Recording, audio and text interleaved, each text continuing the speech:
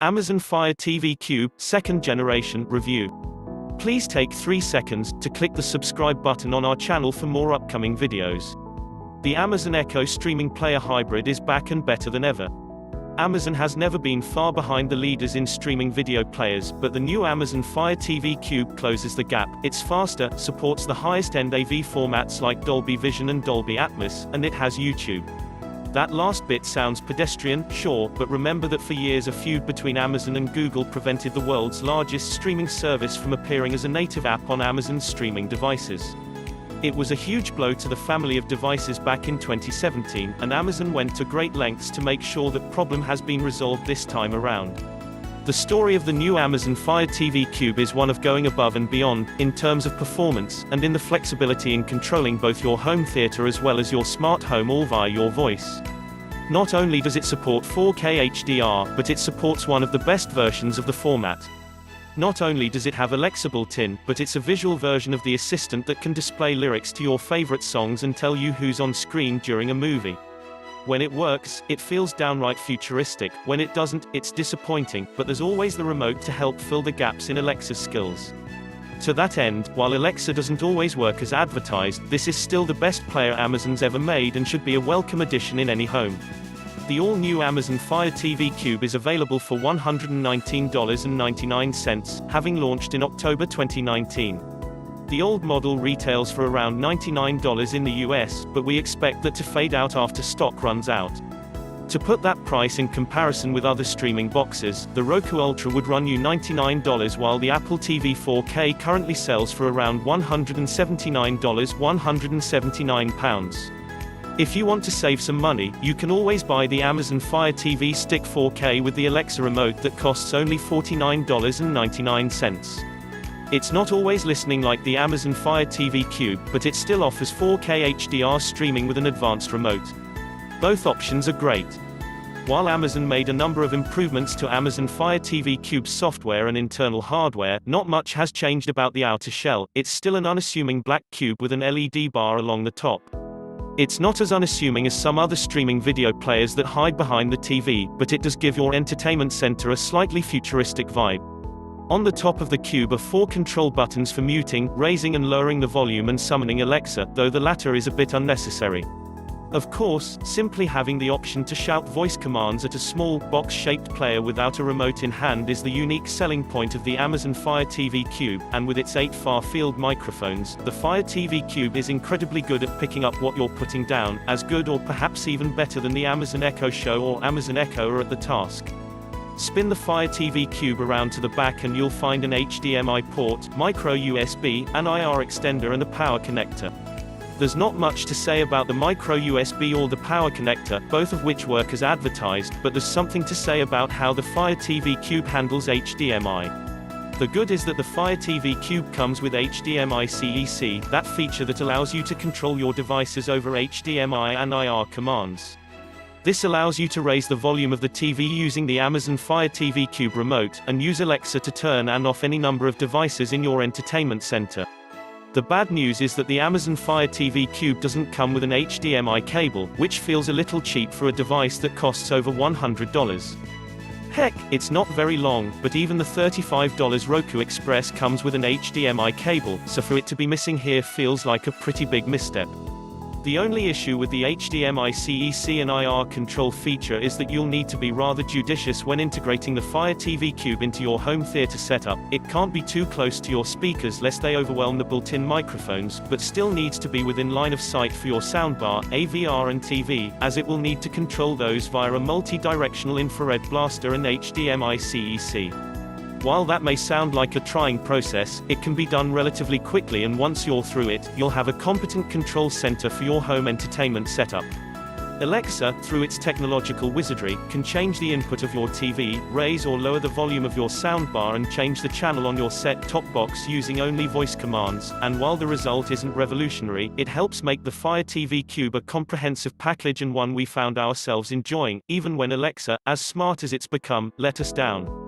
If you don't mind being inundated with Amazon content, the Amazon Fire TV Cube is great. The home screen has row after row of suggested content, from Amazon Prime TV shows and movies to recommended shows and movies you can rent from Amazon. Yes, there's now a featured row at the very top of the home screen, your apps on row 2 and sponsored content on row 3, but the vast majority of your home screen beneath the first 3 rows is dominated by Amazon's own content. Of course, you could argue that the Fire TV Cube's focus on Amazon content makes sense, given that most folks who'd buy one probably have an Amazon Prime subscription already, but it doesn't change the fact that Amazon is purposely pushing its own content above its competitors, similar to Apple TV. Thankfully, there are actually a number of award-winning shows and movies on Amazon's service that are worth watching. See our best Amazon Prime shows list for recommendations, like The Marvelous Mrs. Maisel and Fleabag, that do justify all the attention Amazon is directing towards them. And while Amazon Fire TV Cube heavily favors Amazon's own streaming service, it's still possible to get a number of other streaming apps including Netflix, HBO, Starz, Hulu, PlayStation Vue and Crackle, alongside smaller services like the CW, NFL Network, AMC and more, with new services added regularly.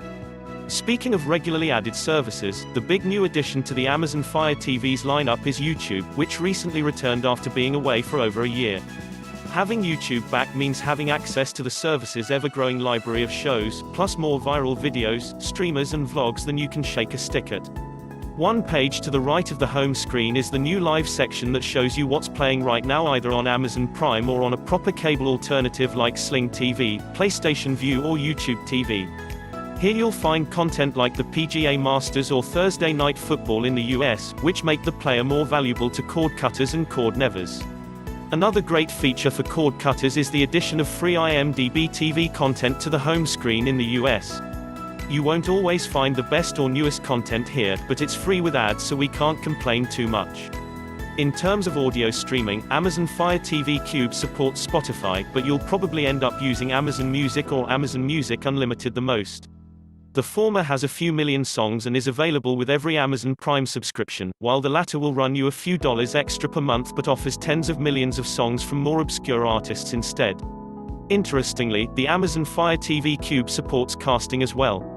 But it wasn't something we could get working before we published our review.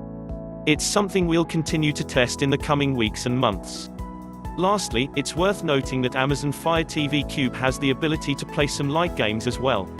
The games are usually akin to what you'd find on the App Store or Google Play Store, which makes sense as Fire TV OS is a variation of Android, but Amazon's offerings are smaller in number and lesser in quality to what you'd find on, say, the Apple TV 4K or Nvidia Shield, both of which offer high-quality but still ephemeral games.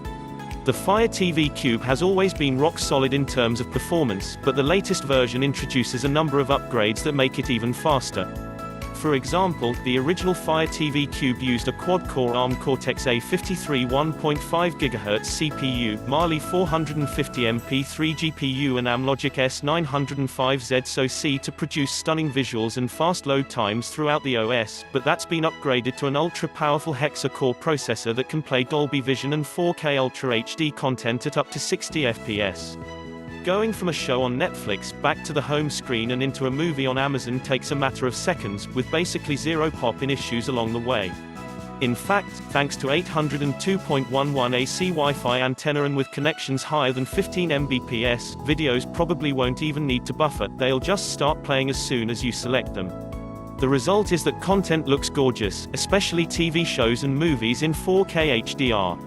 Pop on All or Nothing, Manchester City or The Grand Tour, and you'll be treated to a visual showcase of what the Fire TV Cube can do. The opening trailer for The Grand Tour shimmers as scenic vistas and million-dollar cars race past the screen, while the cerulean blue of Manchester City's jerseys radiate ravishing color tones.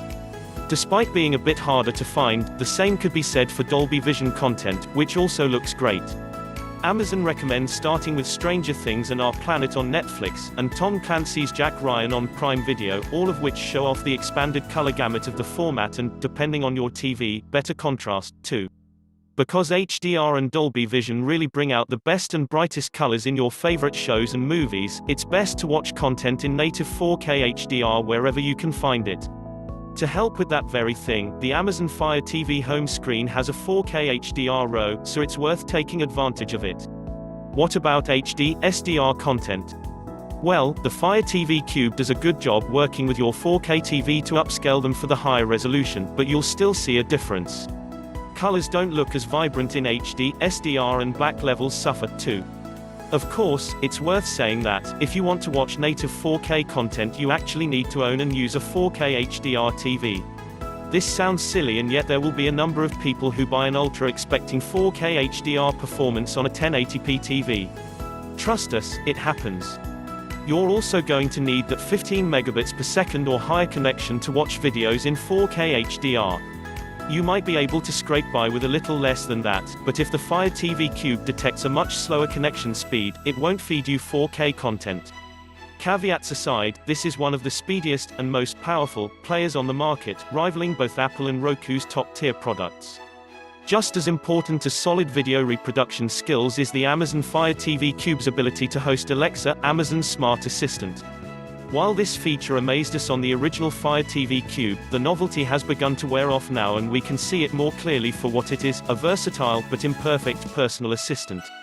If you have a compatible smart camera, you can use the Amazon Fire TV Cube to show you a live video stream of what your camera is seeing. If you want restaurant recommendations or movie times, those too will pop up on the screen, alongside their ratings and distance from your home. Alexa could certainly do all of this via voice, but having a screen to display visual information radically improves the usability of the system. If you have drop-in or calling set up, you can now use those features with the Amazon Fire TV Cube, which is a nice addition, and Alexa can display pictures and prices of items on the Amazon store, which is great if you're the home shopping type. Unfortunately, however, for all its advancements in the last few years, Alexa still requires precise language to operate. Asking Alexa to start an episode requires you to say things like, select, rather than, start, play, or begin. This sounds like one specific, isolated issue, but it's problems like these that prevent the streaming device from becoming the ultimate hands-free device. You either need to say it in Alexa Speak or pick up your remote and do it yourself. It can be so bad in fact, that at Amazon's press conference for the new model, the voice assistant still struggled to understand commands, taking more than one attempt to find the service or episode being looked for. We were treated to such reassuring words as, "It usually works." All of this happens on top of Alexa's usual misinterpretations and foibles. Asking questions outside of basic trivia can still often lead to the feared response of, "I don't know how to help with that yet," and sometimes even total non-responses to inquiries about simple directions. It's not that Amazon's competitors, Google Assistant and Siri, don't have these problems, they do, but they feel more pronounced here than on any other platform. Amazon is obviously working on its smart assistant all the time, but some more headway needs to be made before being beyond criticism. Thanks for watching, please subscribe for more upcoming videos.